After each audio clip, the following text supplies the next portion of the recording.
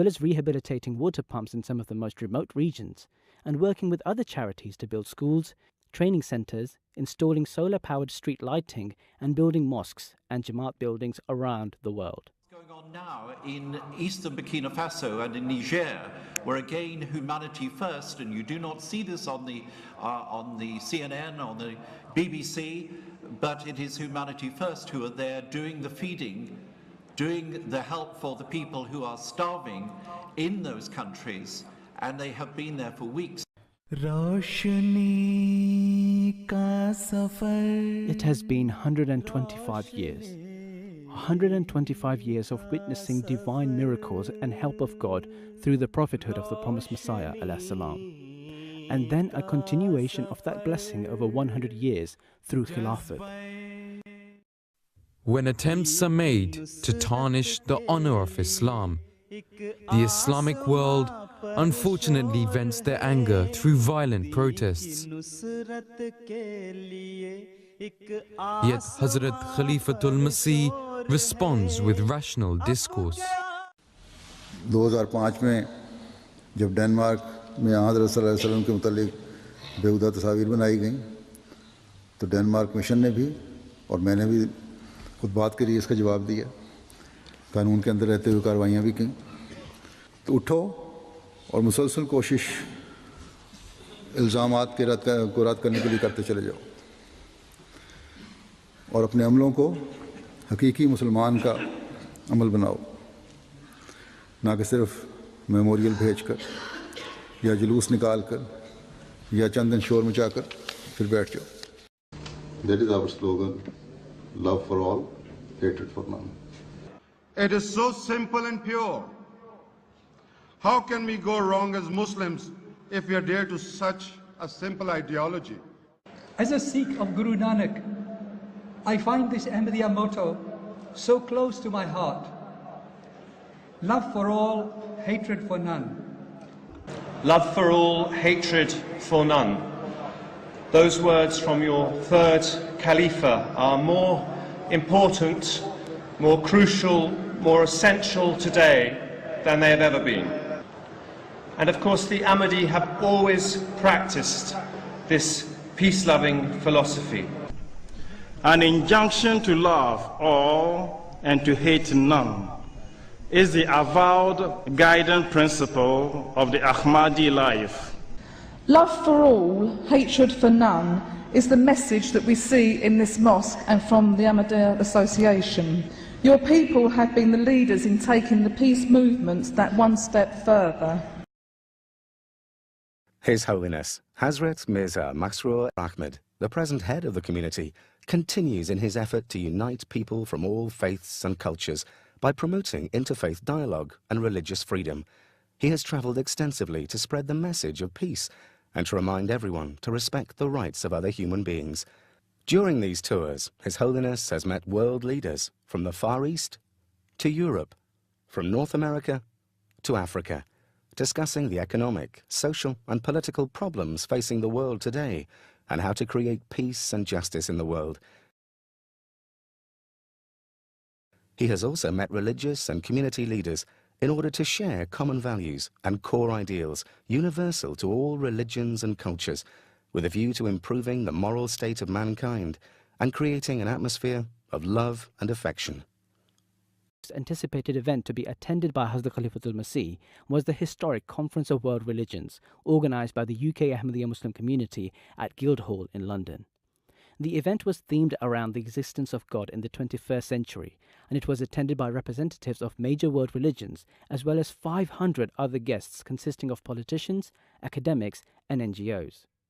Hazur met some of the guests personally in brief meetings, many of whom addressed the congregation on their religious teachings, world peace and the existence of God. I hope and pray that we, who are the representatives of different faiths and religions, and who have gathered here today to particularly demonstrate these loving teachings, all strive towards worshipping the one God by treating His creation with justice and by fulfilling their due rights.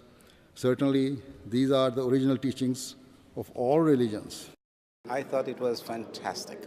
the idea that so many different religions can come together under one roof to discuss how we can enhance the faith and how we can get people to live together as one, get rid of all the problems in the world. I'd like to start by saying just how important the work of the Ahmadiyya community is. It deepens others' understanding of your own faith, and it gives a voice to those who are marginalised in their own societies. The Ahmadiyya community, the mission in Sierra Leone, really they've made a pivotal contribution to the education in our country. You just have to look around wherever you are. And I have to say, Your Holiness, that I was touched by the way in which your predecessor as spiritual leader instructed your community, the Ahmadiyya community, to befriend and look after those suffering as a result of the Bosnian conflict, and I was very impressed by that. आज दुनिया च जिस तरीके नाल ये जो कुछ 2001 च होया है, जो कुछ लंदन च होया है, ये चीज़ां जड़ियां हैं इन्हां नूं दूर करन तुहाडे सानूं थोड़ी जी आशा नज़र आती है कि ये तुहाडे वर्गे लोग अगे आके ये जड़ियां दिलां दी दूरी हो गई है उन्होंने कटा सकते हैं. But there is something in the faith of the Ahmadiyya Muslim community that is striking, impressing. You teach to your followers that loyalty to your homeland is part of your faith. The Ahmadiyya Muslim community continues to preach a message of peace and tolerance, even in parts of the world that persecute them for their beliefs. But this should, ladies and gentlemen, come as a surprise to no one, to anyone who knows this community. Ahmadis are renowned throughout the world for their devotion to peace, universal brotherhood, and the will of God, the core principles of true Islam.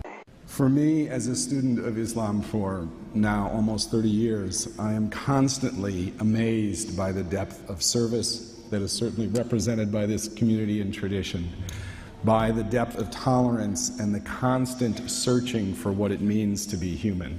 To be of human means to be of service, and I think this is so dramatically represented by the message of this community.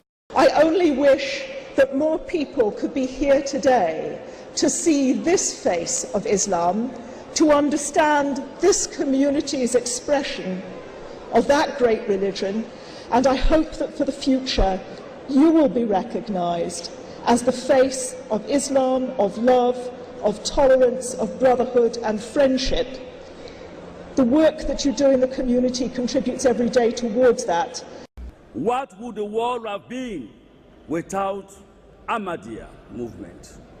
As far as Islam is concerned, it would have left a big, big gap, a vacuum incalculable for us to even suggest as to the type of impact it would mean on society. At a time when so many voices despair and blame each other for the upsurge of global violence and discontent, Hazrat Mirza Masroor Ahmad is the lone voice bringing God and his message to every corner of the world.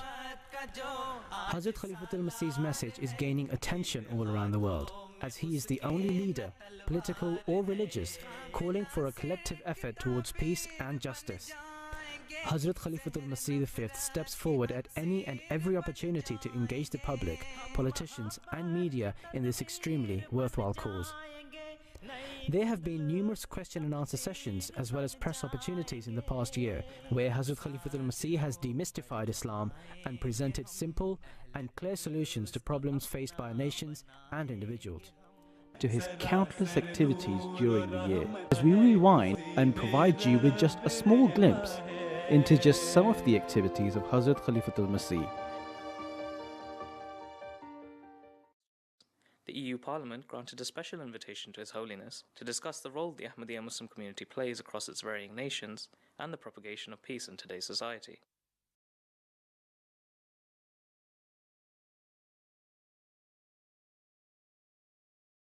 The Pan-African Ahmadiyya Association event celebrating 50 years of independence of many African countries. A large reception was also held in Nagoya, attended by more than 150 influential guests, some of whom spoke in great praise of the community in their humanitarian services during earthquakes and the recent tsunami, even outlining services of Chaudhry Zafrullah Khan Sahib towards Japan during his days in the United Nations. Hazrat Khalifatul Masih V, may Allah strengthen his hand, met with leading congressmen and senators and other leaders at Capitol Hill. The meeting, the first of its kind, gave an opportunity to some of the most influential leaders in the United States to hear firsthand Islam's message on world peace. Congress are able to do is to get a flag that is flown over the Capitol in Washington, D.C., and to give it to a man of great holiness who has honored us by his presence. His historic invitation to the sacred meeting place, Turangawaiwai, by the Maori king. Never before had a religious leader been invited to such a meeting. Khalifatul Masih officially presented the king the Holy Quran with Maori translation. A historical event took place when His Holiness was to visit the National Parliament of Ireland, the Oireachtas, in Dublin. Hazrat Khalifatul Masih was given a presidential police escort. The speaker welcomed His Holiness to Ireland and spoke of his admiration of the peaceful message and positive contribution of the Ahmadiyya Muslim community to Ireland. His Holiness answered various questions from the parliamentarians, through which he was able to explain Islam's true teachings to them. At the Parliament buildings in the capital, Wellington, Hazur delivered his keynote address, adding to his continued efforts of reaching out to world leaders, as he has done at the British Houses of Parliament, the US Capitol Hill, and the European Parliament. Wherever the movement has been established, it endeavours to exert a constructive influence of Islam through social projects, educational institutes, health services, Islamic publications, and the construction of mosques. These endeavours continue, despite the bitter persecution that the community suffers in some countries. More broadly, I've made the case that no society can truly succeed unless it guarantees the rights of all of its peoples, including religious minorities, whether they're Ahmadiyya, Muslims in Pakistan, or Baha'i in Iran, or Coptic Christians in Egypt. Going forward, we will keep standing for religious freedom around the world. We continue to stand for the rights of all people to practice their faiths in peace and in freedom. The absence of peace in the world was brutally brought again to the world's attention in the horrific attacks in Lahore of last May. Referring to these tragic events, Hazrat Khalifatul Masih V consoled the youngsters of the community, reminding them that hardships and sacrifices were incumbent on God's true followers. In May last year, 86 Ahmadi Muslims were martyred while offering their Friday prayers. We bore this tragedy with patience. In Indonesia, our Ahmadis were recently martyred in most barbaric and cruel manner.